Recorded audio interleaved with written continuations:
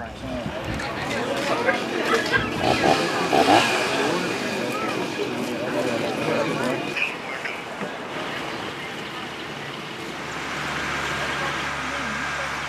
training and what-ifing, we do a lot of what-ifing, so if someone does get hurt or the good does go bad, we're always what-ifing it to be creative to fix it. It takes a lot of forethought. We just don't hop on the truck and go to every call by the seat of our pants. There's a lot of thought process into it, and there's a lot of training. There's a lot of big emphasis in training the fire service, which is basically creativity.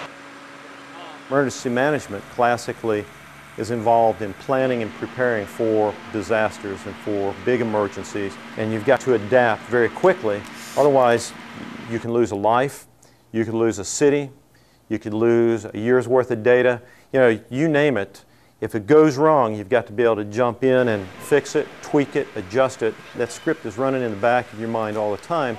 What's going to happen next? You adapt those policies and procedures that work well, and at crunch time, sometimes you have to go off script.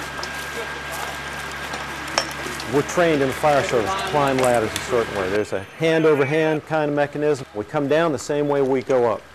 One day, there was somebody that had to bail out of a burning building very quickly. He didn't have time to climb onto the ladder and come down, and he came down head first. He bailed out the window, grabbed the ladder, and he slid down the ladder. Was that really the preferred way?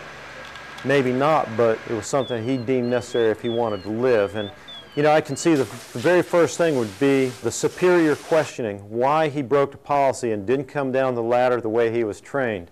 And very easily the answer was because if I had taken the time to do that, I'd probably be dead now.